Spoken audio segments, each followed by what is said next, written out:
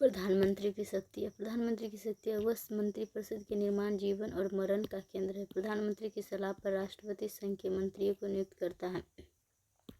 वह मंत्रियों के बीच मंत्रालय और विभाग का बंटवारा करता है। वह मंत्रियों का श्रेणीक्रम हायरार्की भी निर्धारित करता है। वह मंत्रिमंडल की बैठकों की अध्यक्षता करता है। वह जब तक प्रधानमंत्री अपने पद पर है तब तक मंत्रिपरिषद का भी अस्तित्व होता है, लेकिन प्रधानमंत्री की मृत्यु या त्यागपत्र से संपूर्ण मंत्रिपरिषद भंग हो जाती है। व्यवहार में राष्ट्रपति की सभी शक्तियाँ प्रधानमंत्री की ही शक्तियाँ हैं। प्रधानमंत्री जिस सदन का सदस्य होता है उस सदन का नेता भी होता है और दूसरे सदन में वह अपना प्रतिनिधि नियुक्त करता है। जो दूसरे सदन का नेता होता है वह विदेशों में भारत का वास्तविक प्रतिनिधि माना जाता है। राष्ट्रपति प्रधानमंत्री और मंत्रिपरिषद के बीच की कड़ी है। वह नीति आयोग और अंतर्राज्यीय परिषद जैसी संस्थाओं का पदेन अध्यक्ष होता है। पीएम की स्थिति या position of status of prime minister. Bharat का पीएम वास्तविक प्रमुख है और उनके तथ्य इससे सिद्ध करते हैं। आर्टिकल 74 के क्लाज 1 के अनुसार राष्ट्रपति मंत्रिपरिषद की सलाह से काम करते हैं और मंत्रिपरिषद का मुखिया प्रधानमंत्री होता है। अतः राष्ट्रपति के नाम पर प्रधानमंत्री ही देश का वास्तविक शासन चलाता है। दूसरा, भारत में ब्रिटिश पद्धति पर आधारित संसदीय लोकतंत्र को अपनाया गया है, जिसमें प्रधानमंत्री वास्तविक शासक होता है। तीसरा, न्यायालय भी भारत में इसी मत का समर्थन करता है। क्वेश्चन, क्या भारत का प्रधानमंत्री एक निश्चित तानाशाह है?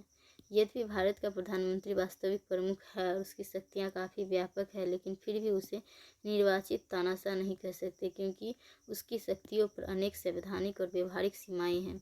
एक में भारत का लिखित और सर्वोच्च संविधान है। दूसरा, स्वतंत्र और निष्पक्ष न्यायपालिका है। तीसरा, स्वतंत्र प्रेस है। चौथा, स्वतंत्र है। पाँचवें, नियतकालिक टाइम बाउंडेड चुनाव और जनमत। छठा, विपक्षी दल है। सातवें, देश का राजनीतिक समीकरण जैसे गठबंधन की राजनीति। अतः भारत के प्रधानमंत्री का पद भारत के लोकतंत्र में सर्वाधिक शक्तिशाली और महत्वपूर्ण पद है, लेकिन फिर भी संविधान की सर्वोच्चता, स्वतंत्र और निष्पक्ष न्यायपालिका तथा जनता की सर्वोच्चता के विचार के आधार पर प्रधानमंत्री को तानाशाह होने से रोक देता है। उप प्रधानमंत्री संविधान में नहीं है, कानून भी नहीं है। परंपरा अवलिक व्यवहार अनौपचारिक में 1 या 2 बार उपयोग हुआ था। मंत्रिपरिषद और मंत्रिमंडल। क्वेश्चन, क्या भारत का प्रधानमंत्री एक निर्वाचित तानाशाह है? संवैधानिक प्रावधानों और व्यवहारिक तथ्यों के आधार पर अपना मत प्रतिपादित कीजिए। क्वेश्चन, मंत्रिपरिषद सीओ एवं काउंसिल ऑफ मिनिस्टर। एक मंत्रिपरिषद एक बड़ी संस्था है जिसमें सभी मंत्री शामिल होता है, जैसे कैबिनेट मंत्री, राज्य मंत्री, स्वतंत्र प्रभार, उप मंत्री, विभाग, विभिन्न मंत्री, मिनिस्टर विदाउट पोर्टफोलियो। मंत्रिमंडल, कैबिनेट। मंत्रिमंडल एक छोटी संस्था है जिसमें प्रधानमंत्री और कैबिनेट मंत्री शामिल होते हैं। मंत्रिपरिषद के नीचे मंत्रिमंडल है। कैबिनेट मंत्री, एक में यह मंत्रालय का प्रमुख होता है। दूसरा, यह मंत्रिमंडल की बैठक में अधिकार पूर्वक भाग लेता है। कैबिनेट मंत्री का समूह। मंत्रालय, मिनिस्ट्री, भारत सरकार अवलिक प्रांतीय सरकार। मंत्रालय के अंदर में बहुत सारे विभाग होते हैं, इसमें वित्त मंत्रालय, गृह मंत्रालय, रक्षा मंत्रालय। मिनिस्ट्री के अंदर बहुत सारे विभाग। राज्य मंत्री एक ऐसा मंत्री है जो किसी मंत्रालय में किसी विभाग का प्रमुख होता है, उसे राज्य मंत्री कहते हैं। राज्य मंत्री स्वतंत्र प्रभार इंडिपेंडेंट एक ऐसा मंत्री है जिसे राज्य मंत्री का दर्जा प्राप्त होता है, लेकिन वह मंत्रालय का प्रमुख होता है। उसके मंत्रालय में कोई कैबिनेट मंत्री नहीं होता है। वह मंत्रिमंडल की बैठक में अधिकारपूर्वक भाग नहीं ले सकता, लेकिन प्रधानमंत्री द्वारा आमंत्रित किए जाने पर मंत्रिमंडल की बैठक में भाग ले सकता है। राज्य मंत्री स्वतंत्र प्रभार राज्य मंत्री का दर्जा प्राप्त है, मंत्रालय का प्रमुख है। उप मंत्री, डिप्टी मिनिस्ट्री। उप मंत्री एक ऐसा मंत्री है जो किसी मंत्रालय में कैबिनेट मंत्री और राज्य मंत्री का सहायक होता है। विभाग विहीन मंत्री, मिनिस्टर विदाउट पोर्टफोलियो। विभाग विहीन मंत्री एक ऐसा मंत्री है जिसे मंत्री का दर्जा तो प्राप्त होता है, लेकिन उसे कोई मंत्रालय या विभाग आवंटित नहीं किया जाता है।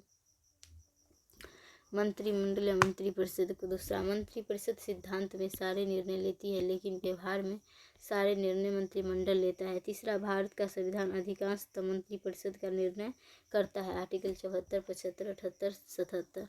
मंत्रिमंडल, आर्टिकल 352 ओरिजिनल में नहीं था बट अब है, मूल संविधान में नहीं था। मंत्रिमंडल शब्द अब आर्टिकल 352 में है। मंत्रिपरिषद का आकार। मंत्रिपरिषद का आकार। हमारे मूल संविधान में कोई आकार तय नहीं था। 91 संविधान संशोधन अधिनियम के द्वारा मंत्रिपरिषद का आकार निर्धारित किया गया है। संघीय मंत्रिपरिषद अधिकतम लोकसभा का 15% पीएम सहित 543 गुने 15/181.45 बराबर 81 पीएम प्लस 80 न्यूनतम संख्या निर्धारित नहीं। इसी संशोधन के द्वारा प्रांतीय मंत्रिपरिषद का निर्धारित किया गया है। अधिकतम बराबर विधानसभा का 15% सीएम सहित न्यूनतम संख्या 12 मिनिस्टर। कौन बनेगा मंत्री? किसी सांसद को या सांसद बनने की योग्यता रखने वाले व्यक्ति को मंत्री नियुक्त किया जा सकता है। यदि किसी गैर सांसद को मंत्री नियुक्त किया जाता है तो उसे 6 माह के भीतर संसद को सदस्य बन जाना चाहिए, अन्यथा 6 माह की समाप्ति के बाद उसका मंत्री पद समाप्त हो जाएंगे। उसके मंत्री पद का बिना सांसद बने पुनर्नवीनीकरण रिन्यूएबल नहीं हो सकता है। सांसद लोकसभा राज्यसभा सांसद बनने की योग्यता 6 माह के भीतर। आर्टिकल 75 के क्लाज 1 राष्ट्रपति पीएम की सलाह पर अन्य मंत्री को नियुक्ति करता है। आर्टिकल 75 के क्लाज 2 के अनुसार संघ का प्रत्येक मंत्री राष्ट्रपति के प्रसाद पर्यंत पद धारण करता है। इसका अर्थ है संघ का प्रत्येक मंत्री व्यक्तिगत रूप से राष्ट्रपति और व्यवहार में प्रधानमंत्री के प्रति उत्तरदायी है। इसे व्यक्तिगत उत्तरदायित्व का सिद्धांत डॉक्ट्रिन ऑफ इंडिविजुअल रिस्पॉन्सिबिलिटी कहलाता है। आर्टिकल 75 के क्लॉज 3 संघीय मंत्रिपरिषद सामूहिक रूप से लोकसभा के प्रति उत्तरदायी है। उसे सामूहिक उत्तरदायित्व का सिद्धांत डॉक्ट्रिन ऑफ कलेक्टिव रिस्पॉन्सिबिलिटी कहते हैं। इसका अर्थ है कि यदि लोकसभा अविश्वास का प्रस्ताव पारित कर दे तो संपूर्ण मंत्रिपरिषद को त्यागपत्र देना पड़ेगा। भारत सरकार का वकील attorney general of India AGI Britain से लिया गया है। प्रथम विधि अधिकारी first law of India. Article 76 में महान्यायवादी का उल्लेख है। नियुक्ति राष्ट्रपति योग्यता सुप्रीम कोर्ट का जज बनने की योग्यता और कार्यकाल वह राष्ट्रपति के प्रसाद पर्यंत पद धारण करता है। पद मुक्ति का कोई प्रावधान नहीं है। कार्य 1 में विभिन्न न्यायालयों में भारत सरकार का पक्ष प्रस्तुत करना। दूसरा कानूनी मामलों में भारत सरकार को सलाह देना। तीसरा राष्ट्रपति द्वारा सौंपे जाने पर कोई अन्य कार्य करना। वेतन सुप्रीम कोर्ट के जज के वेतन के बराबर धनराशि दी जाती है जिसे रिटेनर कहते हैं। इसके लिए वेतन शब्द नहीं है। प्राइवेट प्रैक्टिस भी कर सकता है। भारत संघ के विरुद्ध मुकदमा नहीं लड़ सकता है। वह एकमात्र अधिकारी जिसे संसद की कार्यवाही में भाग लेने का अधिकार है लेकिन संसद में मतदान का अधिकार प्राप्त नहीं है। AGI solicitor general and additional solicitor general के नीचे सुधी समिति का सदस्य भी नियुक्त किया जा सकता है। उसे भारत के सभी न्यायालयों में सुने जाने का अधिकार होगा। राइट टू ऑडियंस महान्यायवादी को वे सारे अधिकार प्राप्त होते हैं जो एक सांसद को प्राप्त होते हैं। भारत का नियंत्रक और महालेखा परीक्षक computer auditor general of India CAG यह पद ब्रिटेन से लिया गया है तथा महान्यायवादी भी ब्रिटेन से लिया गया है। लोक वित्त का संरक्षक और ये जनता की ओर से है। डॉक्टर अंबेडकर ने कैग को भारतीय संविधान के अंतर्गत सबसे महत्वपूर्ण पदाधिकारी की संज्ञा दी है। आर्टिकल 148 नियुक्ति भारत का राष्ट्रपति मंत्रिपरिषद की सलाह करता है। योग्यता संसद कैग अधिनियम 1971 भारत का नागरिक होना चाहिए। लोकवित्त का विशेषज्ञ या लोक लेखा का विशेषज्ञ या न्यूनतम 10 वर्षों तक लोक अधिकारी रह चुकी हो। कार्यकाल 6 वर्ष या 65 वर्ष आयु तक जो भी पहले हो पूरा हो जाए। पद मुक्ति उसे सुप्रीम कोर्ट के जज को हटाने की प्रक्रिया से उसे हटाया जाता है। वेतन सुप्रीम कोर्ट के जज के बराबर कैग के वेतन भारत की संचित निधि पर भारित होता है जिसे कार्यकाल के दौरान कम नहीं किया जा सकता है। अवकाश प्राप्ति के बाद वह लाभ का पद धारण नहीं कर सकता। कैग की शक्ति आर्टिकल 149 प्लस कैग अधिनियम 1971 में एक में वह भारत की संचित निधि, भारत की आकस्मिकता निधि और भारत के लोक लेखा से खर्च होने वाला धन का लेखा परीक्षण करता है। दूसरा, वह राज्य की संचित निधि और राज्य की आकस्मिकता निधि और राज्य के लोक लेखा से खर्च होने वाला धन का लोक लेखा परीक्षण करता है। तीसरा, वह सरकारी कंपनियों का लेखा परीक्षण करता है। चौथा, वह संसद के कानून के द्वारा निर्मित सरकारी कंपनियों निगम लेखा परीक्षण तभी कर सकता है जब उस कानून में कैग को इसकी अनुमति दी गई हो। वह ऐसी निजी कंपनियों का लेखा परीक्षण भी कर सकता है जिसके साथ सरकार राजस्व हिस्सेदारी या रेवेन्यू शेयरिंग करती है। लेखा परीक्षण ऑडिटिंग करता है, लेखांकन अकाउंटिंग करता है, वही खाता तैयार करना कार्य के दौरान कार्य के पश्चात जांच। 1976 से पहले कैग लेखा परीक्षण और लेखांकन दोनों कार्य करता था लेकिन 1976 में कैग अधिनियम में संशोधन किया गया और अब वह केवल लेखा परीक्षण का कार्य करता है। अतः भारत में लेखा परीक्षण का एकीकृत तंत्र है। यदि किसी सरकारी कंपनियों को निर्माण संसद के कानून से भी कंपनियां बनती है तो तो यदि उस विधि में लिख दिया जाए कि कैग का लेखा परीक्षण करती है, नहीं लिखा कानून में तो लेखा परीक्षण नहीं कर सकती है सरकारी कंपनी, निगम, कॉरपोरेशन। कैग रिपोर्ट बनाकर राष्ट्रपति को देता है, राष्ट्रपति उसे संसद के दोनों सदनों के सामने विचार के लिए रखवाता है। फिर संसद के लोक लेखा समिति, पब्लिक अकाउंट कमेटी कैग के रिपोर्ट पर विचार करती है। लोक लेखा में 22 सदस्य हैं, लोकसभा से 15 और राज्यसभा से 7। लोक लेखा समिति, लोक लेखा समिति के अध्यक्ष विपक्ष से होता है। कैग को लोक लेखा समिति का मित्र, दार्शनिक और पथ प्रदर्शक कहलाता है। लोक लेखा समिति कैग के रिपोर्ट पर अपना प्रतिवेदन देती है। संसद, Lok Sabha 543, Rajya Sabha 245, 22 member. Public account committee का फॉर्मेशन होता है। कैग की रिपोर्ट और उसके बाद अपनाई जाने वाली प्रक्रिया से ऐसा प्रतीत होता है कि व्यवहार में कैग भ्रष्टाचार को रोकने में सक्षम नहीं हो पाएगा। लेकिन व्यवहार में 2 कारणों से कैग भ्रष्टाचार रोकने में महत्वपूर्ण भूमिका निभाती है। एक में कैग की रिपोर्ट के आधार पर न्यायालय में समाजसेवी व्यक्ति और संगठन न्यायालय में जनहित याचिका दायर करते हैं, जिससे भ्रष्टाचार करने वाले लोगों पर कार्यवाही होती है। दूसरा, भारत में लोकतंत्र और नियतकालिक चुनाव की व्यवस्था की गई है, जिसके कारण जब कैग की रिपोर्ट सार्वजनिक की जाती है तो जनता तक सरकारी भ्रष्टाचार की सूचना पहुंचती है और जनमत सरकार के विरुद्ध हो जाती है। पॉल एप्पलबी ने कैग के पद की कटु आलोचना की है। भारत में नियंत्रक और महालेखा परीक्षक पद नाम केवल एक मिसनोमर है, क्योंकि वह केवल महालेखा परीक्षक है, नियंत्रण नहीं। राज्यपाल, गवर्नर, आर्टिकल 153 में है। राज्यपाल बनने की योग्यता: 1 में भारत का नागरिक हो, दूसरा न्यूनतम 35 वर्ष की आयु हो, तीसरा लाभ का आपात धारण नहीं करता, चौथा संसद या राज्य विधानमंडल का सदस्य न हो। उसकी नियुक्ति भारत के राष्ट्रपति करते हैं। 5 में कार्यकाल 5 वर्ष है और उसे पुनर्नियुक्त भी किया जा सकता है। उसकी पदमुक्ति: वह राष्ट्रपति के पश्चात तुरंत पद धारण करता है। शक्तियाँ: प्रशासनिक शक्ति: उसके नाम से राज्य का शासन चलाया जाता है। दूसरा, मुख्यमंत्री की नियुक्ति करना। तीसरा, मुख्यमंत्री की सलाह पर राज्य में अन्य मंत्रियों की नियुक्ति करना। वह प्रांतीय स्तर पर महत्वपूर्ण पदाधिकारियों को नियुक्त और पदमुक्त करता है, लेकिन इसके 2 अपवाद हैं। हाईकोर्ट के जज को न तो नियुक्त करता है और न ही पदमुक्त करता है। दूसरा, वह राज्य लोक सेवा आयोग के अध्यक्ष और सदस्य को नियुक्त करता है, लेकिन पदमुक्त नहीं करता है। उसे सैनिक शक्तियाँ और कूटनीतिक शक्तियाँ प्राप्त नहीं। विधायी शक्ति: राज्यपाल राज्य विधानमंडल का अंग है। राज्य विधानमंडल का सत्र बुलाना और सत्रावसान करना, दोनों सदनों की संयुक्त बैठक बुलाना। वह विधान परिषद: राज्यपाल विधान परिषद में 1/6 सदस्यों का मनोनयन कर सकता है। साहित्य, कला, विज्ञान, समाज सेवा, सहकारिता के आधार पर राज्यपाल एक एंग्लो इंडियन को मनोनीत करता था, लेकिन अब खत्म हो गया। सहकारिता, स्टेट लिस्ट के सब्जेक्ट। अध्यादेश: आर्टिकल 213 जारी करना। राज्यपाल राज्य सूची और समवर्ती सूची के विषय पर अध्यादेश जारी करता है। वीटो की शक्ति: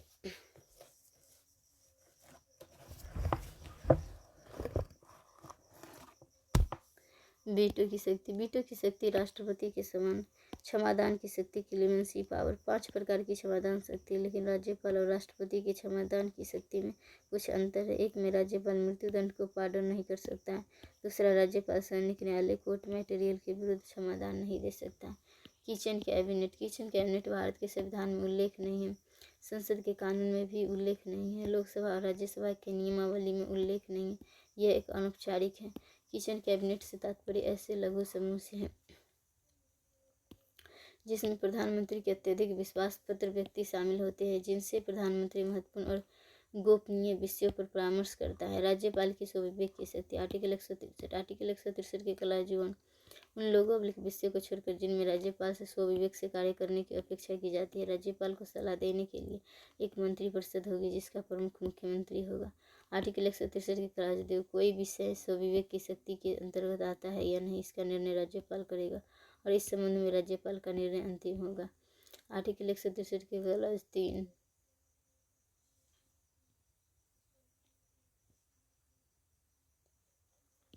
आर्टिकल 163 के क्लास 3 मंत्रिपरिषद ने राज्यपाल को क्या सलाह दी है, इसे किसी न्यायालय में नहीं लाया जा सकता। इस प्रकार संविधान में राज्यपाल की स्वविवेक की शक्तियों का उल्लेख तो है, लेकिन उनकी गणना नहीं की गई है। परंपरा अनुसार निम्नलिखित शक्तियों को स्वविवेक की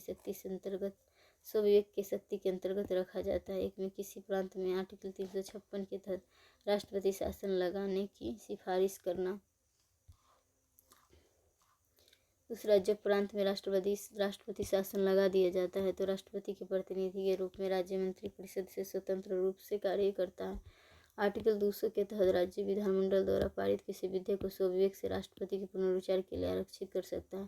जब चुनाव में किसी दल को बहुमत प्राप्त न हो तो वह स्वविवेक से ऐसे व्यक्ति को नियुक्त कर सकता है जो उसके अनुसार विधानसभा के बहुमत प्राप्त करने में सक्षम हो। राज्यपाल की भूमिका, role of governor. Question, Bharat में राज्यपाल 2 ताज धारण करता है। टिप्पणी करें। भारत में राज्य का राज्यपाल दोहरी भूमिका निभाता है, जिसके कारण ये कहा जाता है कि 2 ताज पहनता है। एक में राज्य के संवैधानिक प्रमुख, दूसरा केंद्र का प्रतिनिधि। राज्य के संवैधानिक में कार्य न मंत्रिपरिषद की सलाह। क्षमादान, वीटो, विधायी शक्ति, प्रशासनिक शक्ति।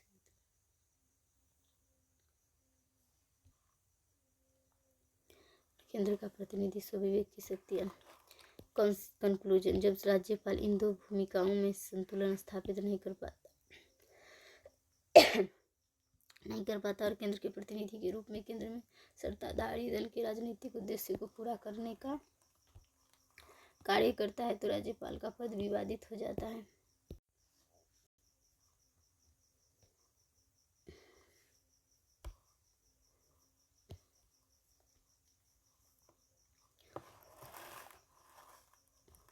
राज्यपाल के पद से संबंधित विवाद।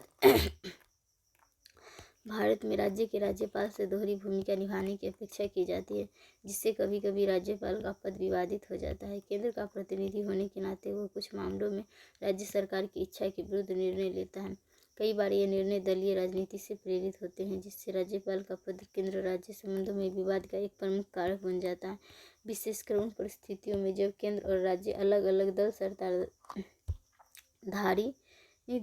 सत्ताधारी दल होते हैं। जब राज्यपाल केंद्र में सत्ताधारी राजनीतिक दल के उद्देश्य को प्राप्त करने का साधन बन जाता है, जिससे राज्यपाल का पद विवादित हो जाता है। विवाद से संबंधित प्रमुख मुद्दे: एक में राज्य में राष्ट्रपति शासन लगाने की सिफारिश करना। दूसरा, राजनीतिक उद्देश्यों से राज्य विधानमंडल द्वारा पारित विधेयक को केंद्र के लिए आरक्षित करना। तीसरा, मुख्यमंत्री की नियुक्ति में पक्षपात करना। चौथा, विधानसभा में सदन के पटल पर बहुमत का परीक्षण किए बिना अपने व्यक्तिगत समाधान के आधार पर राज्य मंत्रिपरिषद को बर्खास्त करना। में स्वविवेक की शक्तियों की मनमानी व्याख्या करना। सुझाव: राज्यपाल की नियुक्ति और पदमुक्ति की प्रक्रिया में सुधार करना। दूसरा, केंद्र में सत्ताधारी दल से संबंधित व्यक्ति को राज्यपाल नियुक्त न किया जाए। तीसरा, सक्रिय राजनीति में शामिल व्यक्ति को राज्यपाल नियुक्त न किया जाए। ये सुझाव सरकारी आयोग और उच्च आयोग ने भी दिए हैं। चौथा, समान परिस्थिति में अलग अलग राज्य के राज्यपाल समान निर्णय ले, इसके लिए एक निर्देश पत्र होना चाहिए। जनप्रतिनिधि अधिनियम, representation of peoples act, RP 1951। जनप्रतिनिधि अधिनियम भारत में चुनाव से संबंधित सबसे प्रमुख कानून है। इसमें मूलतः 11 भाग थे, लेकिन वर्तमान में 13 भाग हैं। 2 नए भाग जोड़े गए, भाग 4A और भाग 5A। भाग 1 में भूमिका और महत्व शब्दावली का वर्णन है। भाग 2 में संसद एवं राज्य विधानमंडल का सदस्य बनने के लिए योग्यता और अयोग्यताएं। भाग 3 में मध्यावधि चुनाव और आम चुनाव का वर्णन है। आम चुनाव जनरल इलेक्शन लोकसभा और विधानसभा में होता है। जब लोकसभा और विधानसभा का कार्यकाल पूरा हो जाए तो कार्यकाल की समाप्ति के पश्चात होने वाले चुनाव आम चुनाव ये सभी सीटों पर होते हैं। आम चुनाव के बाद नई गठित लोकसभा और विधानसभा पूर्ण कार्यकाल मिलता है। आम चुनाव सदन के कार्यकाल पूरा होने के बाद 6 महीने के भीतर चुनाव होंगे। आम चुनाव, इसका उद्देश्य नई सरकार का गठन। और मध्यावधि चुनाव लोकसभा और विधानसभा दोनों में जब कार्यकाल पूरा होने से पहले ही लोकसभा या विधानसभा को भंग कर दिया जाए तो उसके पश्चात होने वाला चुनाव।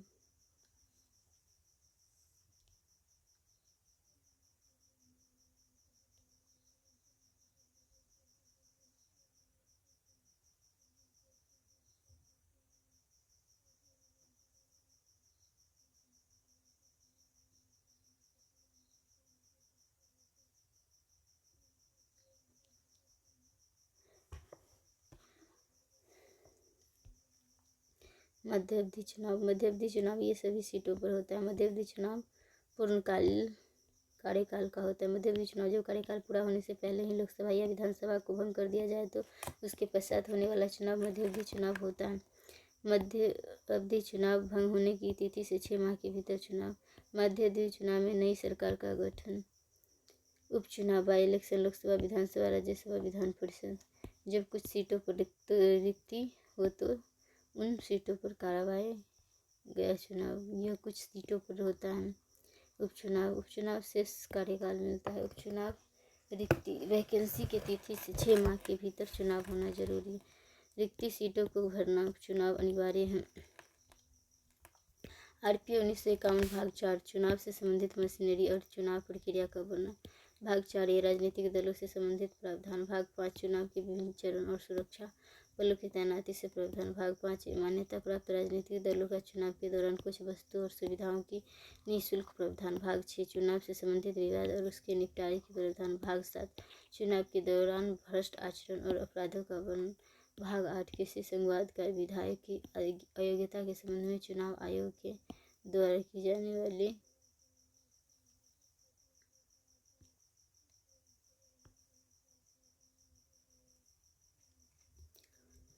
भाग 8 किसी सांसद या विधायक की अयोग्यता के संबंध में चुनाव आयोग के द्वारा की जाने वाली जांच प्रक्रिया का वर्णन। भाग 9 उपचुनाव से संबंधित प्रावधान। भाग 10 विविध प्रावधान। भाग 11 बूथ प्रबंधन या मतदान प्रक्रिया की समय सीमा से बढ़ाने का प्रावधान। चुनाव से नियम एवं उपनियम बनाने का अधिकार। जनप्रतिनिधि अधिनियम 1951।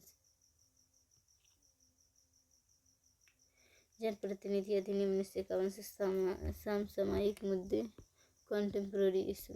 एक में चंदा डोनेशन। राजनीतिक दलों को प्राप्त होने वाले डोनेशन से विवाद और राजनीतिक दल सूचना के अधिकार के तहत आते हैं या नहीं। जनप्रतिनिधि अधिनियम आरपीए धारा 29 धारा 29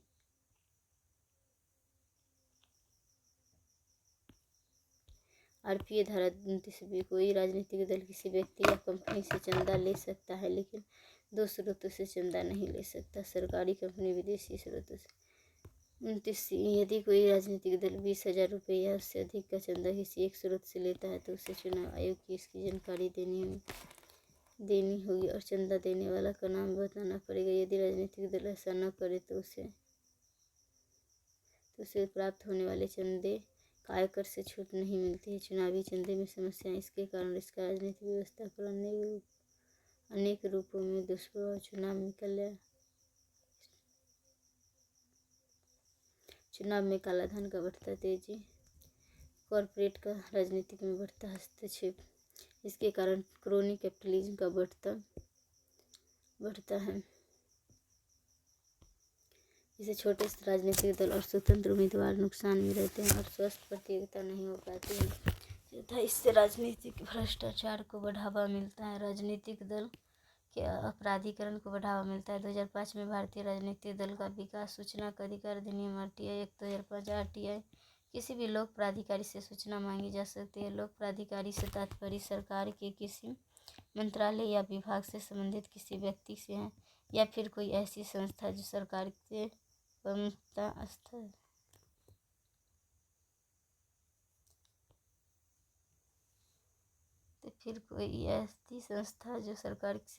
प्रमुखता से फंडिंग। 2013 में एक संस्था ADR action for democratic reforms है। एडीआर ने आरटीआई के तहत सभी प्रमुख राजनीतिक दलों से चंदे ब्यौरा मांग रहा है। राजनीतिक दलों ने सूचना देने से इनकार कर दिया क्योंकि राजनीतिक दलों के अनुसार आरटीआई अधिनियम के तहत वे लोक प्राधिकारी की श्रेणी में नहीं आते हैं। आरटीआई सीआईसी केंद्रीय सूचना आयोग हाईकोर्ट के इक्विवेलेंट है। हाईकोर्ट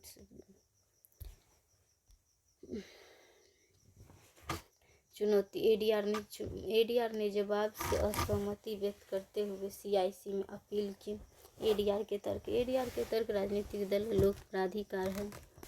राजनीतिक दल निजी व्यक्ति से अलग है क्योंकि वे सार्वजनिक जीवन में काम करते हैं और सार्वजनिक हित को आगे बढ़ाने का काम करते हैं। दूसरा, राजनीतिक दल सरकार से अनेक प्रकार की सहायता प्राप्त करते हैं जिसमें आर्थिक सहायता भी शामिल है। तीसरा, चुनाव में पारदर्शिता लाने के लिए और काले धन का प्रयोग रोकने के लिए यह जरूरी है। राजनीतिक दलों के तर्क। 1 में आरटीआई कानून ने लोक अधिकारी की परिभाषा और इसकी सूची में राजनीतिक दल शामिल नहीं है। दूसरा, यदि राजनीतिक दल को लोक प्राधिकारी घोषित कर दिया जाए तो इससे इनके काम करने में बाधा आएगी। तीसरा, केवल लोकहित के उद्देश्यों से कार्य करने से कोई संस्था लोक प्राधिकारी नहीं हो जाते हैं। चौथा, CIC का निर्णय। CIC ने ADR के पक्ष में निर्णय दिया। राजनीतिक दल RTI के दायरे में आता है। PIO जन सूचना अधिकारी। भारत सरकार ने CIC के निर्णय को सुप्रीम कोर्ट में चुनौती दी। इलेक्टोरल बॉन्ड योजना। इलेक्टोरल बॉन्ड योजना सरकार ने चुनावी चंदे की प्रक्रिया में सुधार के लिए और भ्रष्टाचार रोकने के लिए इलेक्टोरल बॉन्ड योजना चलाया गया। इसके द्वारा प्रावधान किया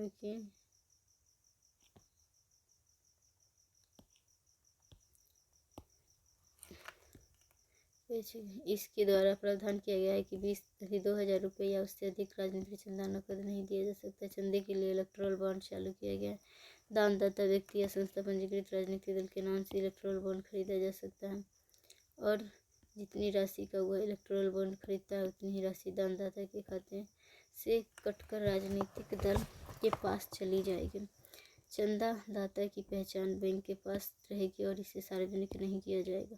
जेल में बंद व्यक्ति चुनाव लड़ सकता है या नहीं। RPA की धारा 62 की क्लास 5 से संबंधित विवाद। RPA की धारा 62 की क्लास 5 के अनुसार जेल में बंद व्यक्ति या पुलिस हिरासत में रखा गया व्यक्ति चुनाव में मतदान नहीं कर सकता, निर्वाचक नहीं।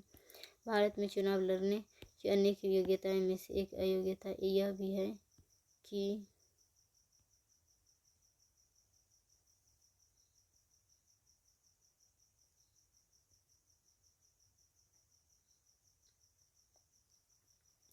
भारत में चुनाव लड़ने की अनेक योग्यताएं में से एक योग्यता यह भी है कि उस व्यक्ति का नाम निर्वाचक के तौर पर निर्वाचन सूची में दर्ज होना चाहिए। जन चौकीदार ने पटना हाईकोर्ट में एक जनहित याचिका दायर की जिसके अनुसार चूंकि जेल में बंद व्यक्ति मतदान नहीं कर सकता अतः वह निर्वाचक नहीं है, वह चुनाव लड़ने की शर्त को पूरा नहीं करता, अतः जेल में बंद व्यक्ति के चुनाव लड़ने पर प्रतिबंध लगा देनी चाहिए।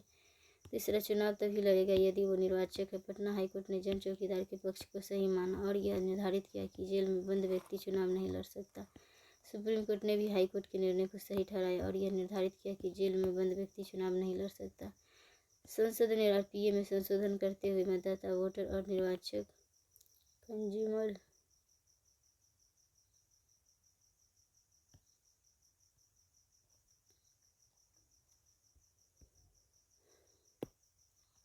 संसद ने RPA में संशोधन करते हुए मतदाता, वोटर और निर्वाचक इलेक्टोरल के बीच अंतर कर दिया है। निर्धारित किया कि जेल में बंद व्यक्ति भले ही मतदाता न हो लेकिन उनसे निर्वाचक माना जाएगा और जेल में बंद व्यक्ति भी चुनाव लड़ सकता है। संघ का विधानमंडल, यूनियन लेजिस्लेचर, वह संस्था जो कानून बनाने का कार्य करने वाले को विधानमंडल कहते हैं। दूसरा, भारत के विधानमंडल को केंद्र में संसद कहते हैं। आर्टिकल 79 के अनुसार भारत की संसद राष्ट्रपति, राज्यसभा और लोकसभा से मिलकर बनती है, अतः भारत की संसद द्विसदनीय विधानमंडल का उदाहरण है। राज्यसभा की रचना, composition of Rajya Sabha, article 80। Rajya Sabha संविधान अधिकतम 250, संसद कुल 245। 250 में निर्वाचित 238 मनोनीत 12। राज्यसभा राज्य प्लस यूटी से मनोनीत 12 में राष्ट्रपति, साहस्य, कला, विज्ञान, समाज सेवा। सांसद कुल 250, निर्वाचित 233 मनोनीत 12। प्रांत 225, 229, 8 kilo these 4 Jammu and Kashmir से 3 पुदुचेरी से 1 मनोनीत 12। राष्ट्रपति, साहित्य, कला, विज्ञान, समाज सेवा। राज्यसभा के निर्वाचित सदस्य अप्रत्यक्ष निर्वाचन, अनुपातिक प्रतिनिधि, एकल संक्रमण मत पद्धति, राज्य/यूटी। विधानसभा के निर्वाचित सदस्यों के द्वारा निर्वाचन होता है। राज्यसभा एक अस्थायी सदन है और ये कभी भंग नहीं होती। राज्यसभा के सदस्यों का कार्यकाल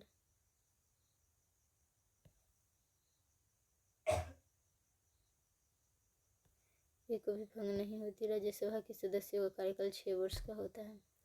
राज्यसभा के 1/3 सदस्य प्रत्येक दूसरे वर्ष अवकाश ग्रहण करती है।